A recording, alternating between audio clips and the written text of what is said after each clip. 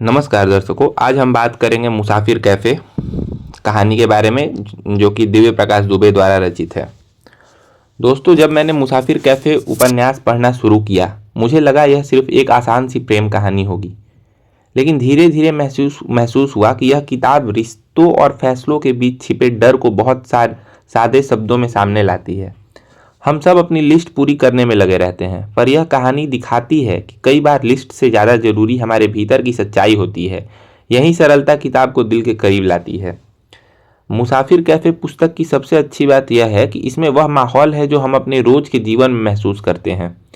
सुधा और चंदर की बातचीत, उनकी उलझनें और उनके चुनाव बहुत असली लगते हैं। पढ़ते समय ऐसा लगता है जैसे हम भी उसी सफ़र का हिस्सा है।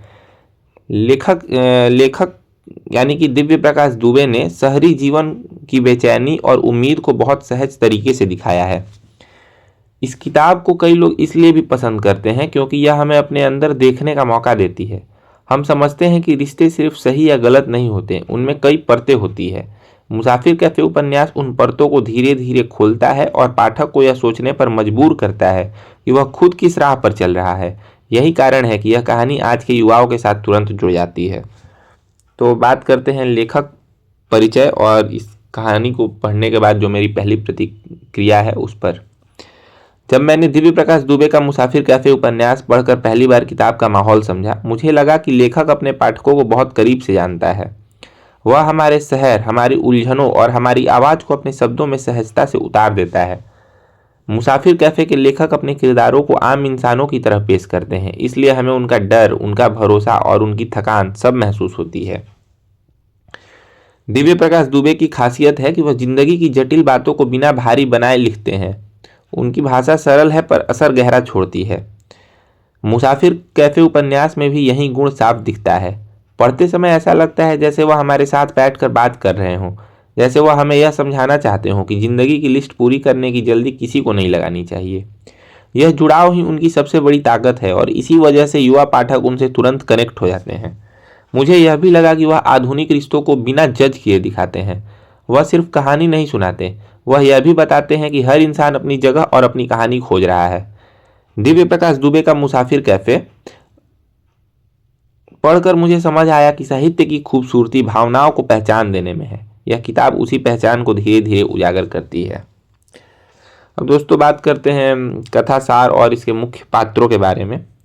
तो मुसाफिर कैफे कहानी की शुरुआत बहुत साधारण लगती है। सुधा और चंदर पहली बार एक पारंपरिक मुलाकात में मिलते हैं, जहां दोनों अपने अपने सवालों के साथ आते हैं।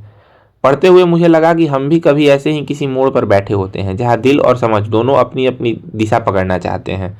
उपन्यास का सार यही है कि जिंदगी हमेशा सीधी रेखा में नहीं चलती, कई बार वह रास्ता बदलकर हमें नई जगह ले आती है। सुधा एक मजबूत और खुद के फैसले खुद लेने वाली लड़की है। वह अपनी स्वतंत्रता को खोना नहीं चाहती। चंदर उससे बिल्कुल अलग है। वह सेटल लाइफ चाहता है, पर भीतर कहीं खालीपन महसूस करता है। जब वह दोनों साथ रहने का फैसला लेते हैं, कहानी एक नया मोड़ लेती है। इस मोड़ पर मुझे लगा कि लेखक हमें यह दिखाना चाहते हैं कि जिंदगी दो लोगों के बीच तालमेल से ज़्यादा खुद के भीतर की ईमानदारी पर टिकती है। दोस्तों, जैसे जैसे कहानी आगे बढ़ती है, मसूरी का शांत माहौल और मुसाफिर कैफे का विचार कहानी में गहराई जोड़ते हैं। यह कैफे सिर्फ एक जगह नहीं है, यह दोनों के लिए ठहराव और तलाश का प्रतीक है। कई पाठक यहाँ से खुद को जोड़ लेते हैं, क्योंकि हर इंसान कहीं ना कहीं ऐसा स्थान ढूंढता है जहाँ वह सच में खुद को देख सके। मुसाफिर कैफे कहानी इस तलाश को बहुत सहज तरीके से सामने लाती है। अब बात करते हैं दोस्तों इस कहानी की थीम और इसके गहरे विचार पर। तो मुसाफिर कैफे थीम की सबसे दिलचस्प बात यह है कि कहानी हमें अपनी अंदरूनी तलाश का आईना दिखाती है। पढ़ते समय हमें लगा कि हर इंसान कभी न कभी रुककर खुद से यही पूछता है कि वह सच में क्या चाहता है।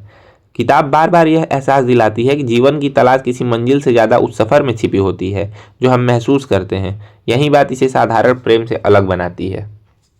आधुनिक रिश्ते इस उपन्यास का मजबूत हिस्सा है। सुधा और चंदर सिर्फ दो किरदार नहीं, बल्कि दो सोच है जो आज के युवाओं के बीच लगातार टकराती रहती है। एक तरफ स्वतंत्रता की चाह, दूसरी तरफ स्थिरता की इच्छा। कहानी दिखाती है कि इन दोनों के बीच संतुलन पाना आसान नहीं होता, फिर भी इंसान कोशिश करता है कि वह अपने दिल को समझ सके। मुझे यही बात सबसे असली और सच्ची लगी। कहानी का संदेश यह नहीं है कि हर रिश्ता परफेक्ट होता है, बल्कि यह है कि हर रिश्ता समय और ईमानदारी से बदलता है। समुद्र जैसा सीधा और पहाड़ जैसा ठहराव दोनों ही जिंदगी का हिस्सा है।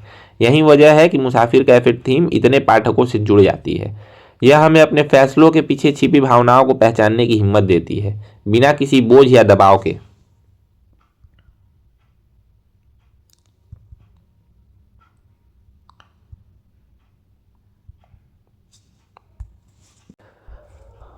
दोस्तों, बात करते हैं इस कहानी के लेखन शैली और पाठक अनुभव पर।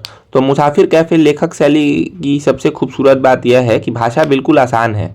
दिव्य प्रकाश दुबे की भाषा सीधे दिल तक पहुंचती है। पढ़ते समय मुझे लगा कि वह कहानी नहीं सुना रहे हैं, बल्कि सामने बैठकर अपनी बात साझा कर रहे हैं। इस सरलता की वजह से कोई भी पाठक कहानी के गहरे पल को जल्दी समझ लेता है।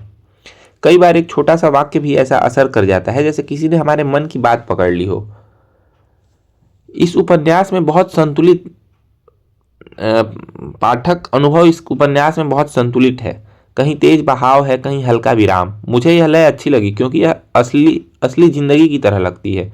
कभी हम आगे बढ़ते हैं, कभी रुक कर सोचते हैं। कहानी में जो शांत पल है वे भी इसलिए असरदार है क्योंकि वे हमें अपने निर्णयों की ओर देखने का मौका देती है। यह कारण है कि कई पाठक इस किताब को दोबारा पढ़ना पसंद करते हैं। बात करें दोस्तों इस कहानी की उपयोगिता की, तो मुसाफिर कैफे उपन्यास हमें यह समझने का मौका देता है कि जिंदगी सिर्फ फैसलों की नहीं, अनुभव की यात्रा है। जब मैंने इस किताब को पढ़ा मुझे लगा कि यह उन सवालों को छूती है जिन्हें हम अक्सर नज़रअंदाज कर देते हैं। कैरियर, रिश्तों और खुद की पहचान के बीच जो खिंचाव रहता है उसे यह कहानी बहुत सहज तरीके से दिखाती है। इसलिए यह किताब सिर्फ मनोरंजन नहीं, यह एक तरह का आईना भी है। मुसाफिर कैफे किताब उन पाठकों के लिए खास है जो सरल भाषा में गहरी बातें ढूंढते हैं, जो लोग अपने रिश्तों को समझना चाहते हैं या खुद के लिए सही राह खोज रहे हैं। उन्हें इस कहानी में कई संकेत मिल जाते हैं। मुझे यह बात अच्छी लगी कि किताब किसी पर अपनी सोच नहीं थोपती। यह सिर्फ आपको महसूस कराती है कि हर इंसान अपनी गति से सीखता है और बदलता है। कहानी पढ़ते समय ऐसा लगता है कि यह किताब हमारे भीतर की आवाज़ को जगह देती है। जब सुधा और चंदर अपने निर्णयों से गुजरते हैं हमें एहसास होता है कि हर रिश्ता एक प्रक्रिया है, कोई भी पूरी तरह सही या गलत नहीं होता। मुसाफिर कैफे उपन्यास इस समझ को बहुत हल्के और मानवीय रूप में सामने लाता है। शायद इसी वजह से यह किताब आज के युवाओं के लिए एक भावनात्मक साथी बन जाती है। दोस्तों, बात करें कहानी की भावनाओं पर, तो मुसाफिर कैफे पात्र कहानी की असली रीढ़ है। सुधा और चंदन सिर्फ नाम नहीं लगते, वे दो ऐसी सोच है जिन्हें हम अपने आसपास हर दिन देखते हैं। एक तरफ कोई अपनी आज़ादी को बचा कर रखना चाहता है, दूसरी तरफ कोई अपने जीवन को स्थिर करना चाहता है। जब दोनों अपने फैसलों से गुजरते हैं हमें महसूस होता है कि रिश्तों की असली चुनौती समझने में नहीं, स्वीकार करने में होती है। यही बात किताब को और भी ज़्यादा मानवीय बनाती है। कहानी की भावनाएं भी बहुत सच्ची लगती है। कई बार हल्की खुशी मिलती है, कभी अचानक चुभन सी, कभी एक शांत सा मोड़ जहां हम खुद को कहानी के अंदर पाते हैं। मुझे यह अच्छा लगा कि किताब भावनाओं को बड़ा बनाकर नहीं दिखाती, वह धीरे धीरे दिल तक पहुंचती है। यह उसी तरह की भावनाएं हैं जो हम वास्तविक जीवन में महसूस करते हैं पर शब्दों में कह नहीं पाते। यही कारण है कि पाठक इससे जल्दी जुड़ जाते हैं। इस उपन्यास का प्रभाव पढ़ने के बाद भी बना रहता है। कुछ लाइनें याद रह जाती है, कुछ मौके हमारे अपने अनुभव से जुड़ जाते हैं। कहानी यह नहीं कहती कि सब कुछ आसान है, बल्कि यह कहती है कि हर इंसान अपनी यात्रा में सच्चाई तलाश रहा है। मुसाफिर कैफे पात्र इन भावनाओं को इतनी सहजता से जीते हैं कि हमें भी लगता है कि हम अपने जीवन की दशा को थोड़ा और साफ देख पा रहे हैं। दोस्तों, मुसाफिर कैफे ऐसी कहानी है जो पहली नज़र में साधारण लगती है, लेकिन पढ़ते हुए धीरे धीरे अपने गहरे अर्थ खोलती है। मुझे यह बात बहुत पसंद आई कि यह कहानी कहीं भी बनावटी नहीं लगती। सुधा और चंदर की दुनिया हमारे जैसे ही सवालों से भरी है। कैरियर, रिश्ते और अपनी पहचान की तलाश, ये सब बातें आज के युवाओं की ज़िंदगी का हिस्सा है। इस वजह से किताब तुरंत जुड़ जाती है। लेखक ने माहौल को इतना सहज बनाया कि पढ़ते समय ऐसा लगता है जैसे हम भी उनके साथ उसी यात्रा पर हैं। मसूरी का शांत वातावरण, कैफे का विचार और दो लोगों के बीच की दूरी और नज़दीकियाँ कहानी को एक सुंदर लय देती है। कुछ लाइनें किताब में इतनी सच्ची लगती है कि लगता है जैसे किसी ने हमारे अंदर की आवाज़ लिख दी है। ये बात इस उपन्यास को और यादगार बनाती है। इस किताब की सबसे बड़ी ताकत उसकी ईमानदारी है। यह न तो रिश्तों को बहुत सुंदर दिखाती है और न ही बहुत कठिन। यह बस बताती है कि हर इंसान अपनी कहानी लिखते हुए सीखता है।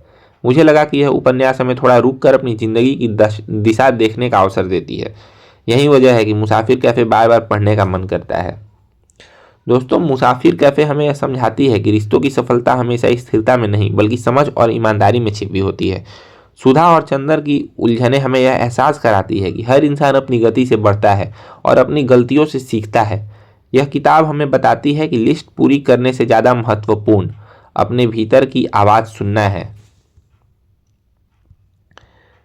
निष्कर्षतः दोस्तों, मुसाफिर कैफ़े पढ़ते समय यह महसूस होता है कि ज़िंदगी किसी तय मार्ग पर नहीं चलती। हर मोड़ हमें थोड़ा बदलता है और थोड़ा सिखाता है। सुधा और चंदर की कहानी यही दिखाती है कि रिश्ते और सपने दोनों समय के साथ आकार लेते हैं। मुझे लगा कि यह उपन्यास हमें अपनी लिस्ट के पीछे भागने के बजाय अपने मन की सच्चाई समझने की जगह देती है।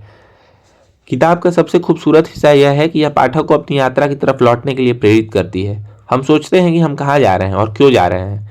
शायद यही किताब का असली जादू है।